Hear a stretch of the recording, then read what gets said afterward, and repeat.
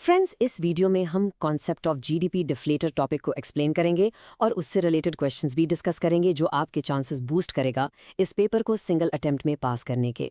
तो चलिए शुरू करते हैं। तो ये जीडीपी डिफ्लेटर आखिर है क्या? देखिए, सिंपल शब्दों में ये इन्फ्लेशन का एक बहुत ही ब्रॉड मेजर है। ये हमें पूरे इकोनॉमी में जो प्राइस चेंजेस हो रहे हैं उसका एक ओवरऑल आइडिया देता है। अच्छा, एक और चीज, इसे इम्प्लिसिट प्राइस डिफ्लेटर के नाम से भी जाना जाता है। तो अगर एग्जाम में ये टर्म दिखे तो कंफ्यूज मत होना, दोनों एक ही चीज है। बेसिकली ये रिफ्लेक्ट करता है प्राइस चेंज को, लेकिन किसके? देश में प्रोड्यूस होने वाले सभी नए फाइनल गुड्स और सर्विसेज के। इसमें सब कुछ आ जाता है जो कंट्री में प्रोड्यूस हो रहा है। अब इसके कुछ की फीचर्स समझते हैं। सबसे इंपॉर्टेंट बात यह है कि ये सीपीआई या डब्ल्यूपीआई की तरह किसी फिक्स्ड बास्केट ऑफ गुड्स पर बेस्ड नहीं होता। और क्योंकि इसका कोई फिक्स्ड बास्केट नहीं है, इसका कवरेज बहुत ही कॉम्प्रहेंसिव होता है। मतलब इसका दायरा बहुत बड़ा है। इसमें इकोनॉमी में प्रोड्यूस होने वाले सारे गुड्स और सर्विसेज शामिल हो जाते हैं। इससे इसका अगला फीचर निकलता है, इसका बास्केट डायनामिक होता है। इसका मतलब ये है कि इसका कॉम्पोजिशन टाइम के साथ बदलता रहता है। जैसा जैसा लोगों का कंजम्पशन और इन्वेस्टमेंट पैटर्न बदलता है, ये भी चेंज हो जाता है। और एक बात याद रखिएगा, ये डेटा क्वार्टरली बेसिस पर ही अवेलेबल होता है। ये जीडीपी एस्टिमेट्स के साथ ही रिलीज किया जाता है, so you won't get it every month. तो आखिर ये इतना इंपॉर्टेंट क्यों है? क्योंकि ये हमें जीडीपी ग्रोथ को ठीक से समझने में हेल्प करता है। ये डिफ्रेंशिएट करता है कि ग्रोथ का कितना हिस्सा एक्चुअल प्रोडक्शन बढ़ने से आया है और कितना हिस्सा सिर्फ कीमत बढ़ने यानी इन्फ्लेशन से। और इसी वजह से इसकी पॉलिसी रेलेवेंस बहुत ज़्यादा है। ये पॉलिसी मेकर्स को पूरी इकोनॉमी में इन्फ्लेशन का एक ब्रॉड व्यू देता है, जो सीपीआई और डब्ल्यूपीआई जैसे दूसरे इंडिकेटर्स को कॉम्प्लीमेंट करता है। चलिए एक क्विक कंपैरिजन देख लेते हैं।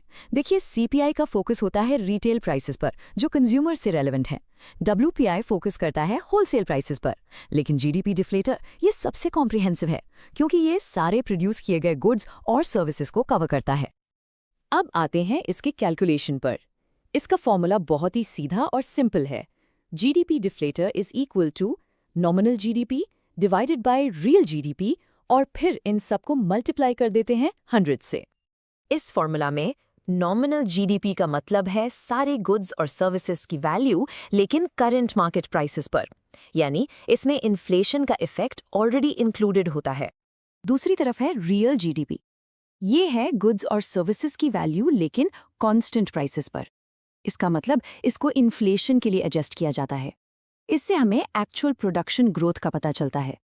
चलिए इसको एक सिंपल एग्जाम्पल से समझते हैं। मान लीजिए कि नॉमिनल जीडीपी है 272 और रियल जीडीपी है 195। ठीक है, अब इन वैल्यूज को हम सीधे फॉर्मूला में डाल देंगे। तो कैलकुलेशन बनेगी 272 को 195 से डिवाइड करेंगे और फिर 100 से मल्टीप्लाई कर देंगे। और इसको कैलकुलेट करने पर हमारा फाइनल रिजल्ट आता है 139.5। लेकिन इस 139.5 नंबर का मतलब क्या है? इसका सीधा सा मतलब ये है कि बेस ईयर के कंपैरिजन में ओवरऑल प्राइस लेवल 39.5% से बढ़ गया है। बेसिकली यही आपका इन्फ्लेशन रेट है। फ्रेंड्स, अब जो कॉन्सेप्ट्स हमने इस वीडियो में डिस्कस किए हैं, उनके बेसिस पर अब हम कुछ मल्टी ऑप्शन क्वेश्चंस डिस्कस करेंगे ताकि आपको और ज्यादा क्लैरिटी मिले। फ्रेंड्स, पिछले 30 सालों में 10 लाख से ज़्यादा बैंकर्स ने हमारे वीडियो लेसन्स और पीडीएफ मटेरियल का इस्तेमाल करके अपने जेआईआईबी, सीएआईबी और प्रमोशन एग्जाम्स पास किए हैं। क्या बात है। आपकी हेल्प करने के लिए हम रेगुलरली अपने यूट्यूब चैनल पर फ्री क्लासेस कंडक्ट करते हैं। बट अगर आप सच में सिंगल अटेम्प्ट में एग्जाम पास करने के चांसेस इंप्रूव करना चाहते हैं तो हमारा अपडेटेड कंटेंट यूज करें और हमारी वेबसाइट nstorschoolofbanking.com के कोर्सेज पेज पर लॉग इन करें। तो चलिए अब हम प्रश्नों को देखते हैं। ओके, तो पहला सवाल है, what is the GDP deflator and how does it measure inflation in an economy? यानी जीडीपी डिफ्लेटर क्या है और ये इकोनॉमी में इन्फ्लेशन को कैसे मेजर करता है। इसके लिए ऑप्शंस क्या हैं? ओके, ऑप्शंस है। A, GDP deflator volatile food और फ्यूल प्राइसेस को एक्सक्लूड करता है ताकि अंडरलाइंग इन्फ्लेशन दिखाया जा सके। जीडीपी डिफ्लेटर उन गुड्स के होलसेल प्राइसेस को ट्रैक करता है जो कॉरपोरेशंस के बीच ट्रेड होते हैं। ओके सी जीडीपी डिफ्लेटर सभी डोमेस्टिकली प्रोड्यूस्ड फाइनल गुड्स और सर्विसेज के ओवरऑल प्राइस चेंजेस को मेजर करता है। And the last one? और D GDP deflator mining, manufacturing और इलेक्ट्रिसिटी में इंडस्ट्रियल आउटपुट को मेजर करता है। ठीक है, हियर इज द एक्सप्लेनेशन। जी देखिए, the GDP deflator is a broad measure of inflation covering all domestically produced final goods and services. मतलब जीडीपी डिफ्लेटर इन्फ्लेशन का एक ब्रॉड मेजर है। हाँ, जो सभी domestically produced final goods और services को कवर करता है। ये इसकी सबसे की डेफिनेशन है। तो फिर इसमें WPI या IIP जैसा स्पेसिफिक फोकस नहीं है? नहीं, बिल्कुल नहीं। It's very comprehensive. तो चलिए सही जवाब देखते हैं। तो इस एक्सप्लेनेशन के हिसाब से करेक्ट आंसर है सी। परफेक्ट। अब हम अगले प्रश्न पर चर्चा कर सकते हैं। Yes please. The question is, what is the key feature of the GDP deflator that makes it different from CPI or WPI? Okay, so GDP deflator का की फीचर क्या है जो इसे सीपीआई या WPI से डिफरेंट बनाता है? Let's see the options. All right, option A है ये एक फिक्स्ड बास्केट पर बेस्ड नहीं है और गुड्स एंड सर्विसेज की एंटायर रेंज को कवर करता है। Interesting. बी है ये सभी domestically produced final goods and services के ओवरऑल प्राइस चेंजेस को मेजर करता है। ये तो पिछले सवाल जैसा ही है। हाँ, सिमिलर है। सी है ये कॉर्पोरेशंस के बीच ट्रेड होने वाले गुड्स के होलसेल प्राइसेस को ट्रैक करता है। And D? और डी ये माइनिंग, मैन्युफैक्चरिंग और इलेक्ट्रिसिटी में इंडस्ट्रियल आउटपुट को मेजर करता है। Okay. चलिए इसका एक्सप्लेनेशन देखते हैं। जी Unlike CPI, WPI, the GDP deflator is dynamic and not tied to a fixed basket, making it more comprehensive. अच्छा, तो मतलब सीपीआई WPI के अनलाइक जीडीपी डिफ्लेटर डायनामिक है, राइट? Exactly. ये एक फिक्स्ड बास्केट से टाइड नहीं है। और यही बात इसे ज्यादा कॉम्प्रहेंसिव बनाती है। बिल्कुल। ये करंट प्रोडक्शन पैटर्न्स को रिफ्लेक्ट करता है। This is the correct answer. तो द करेक्ट आंसर है A. Correct. Let us go to the next question. Economic growth को समझने के लिए जीडीपी डिफ्लेटर को इम्पोर्टेंट क्यों माना जाता है? Yes, a very important question. Why is the GDP deflator considered important for understanding economic growth? इसके लिए ऑप्शंस क्या हैं? ऑप्शंस हैं। ए, यह कॉरपोरेशंस के बीच ट्रेड होने वाले गुड्स के होलसेल प्राइसेस को ट्रैक करता है। ओके। बी, यह हायर प्राइसेस के कारण हुए जीडीपी ग्रोथ को इंक्रीज्ड आउटपुट के कारण हुए ग्रोथ से डिस्टिंग्विश करता है। ये नॉमिनल वर्सेस रियल ग्रोथ वाला पॉइंट है। राइट। सी, यह सभी domestically produced final goods and services के ओवरऑल प्राइस चेंजेस को मेजर करता है। And the last option? और डी, ये माइनिंग, मैन्युफैक्चरिंग और इलेक्ट्रिसिटी में इंडस्ट्रियल आउटपुट को मेजर करता है। ठीक है।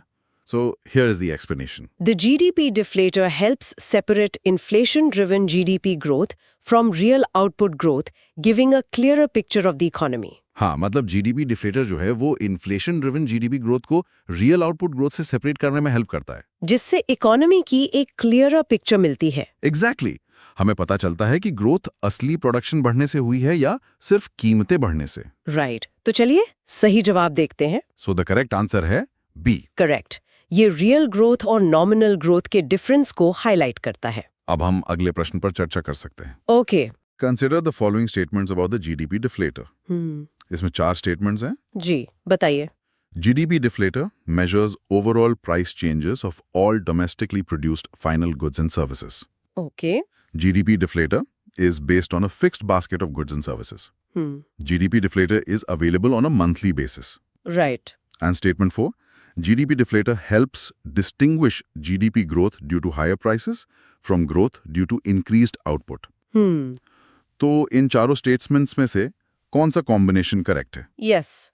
Let's see the options. Options है, कॉम्बिनेशन ए है 1 true 2 false 3 false 4 true. Okay, combination B है 1 ट्रू 2 ट्रू 3 फॉल्स 4 ट्रू। ठीक है. कॉम्बिनेशन सी है 1 false 2 false 3 true 4 true. And the last one. और कॉम्बिनेशन डी है 1 true 2 false 3 true 4 false. All right. चलिए इसका explanation देखते हैं एक-एक करके. Sure. Statement 1, GDP deflator measures overall price changes of all domestically produced final goods and services.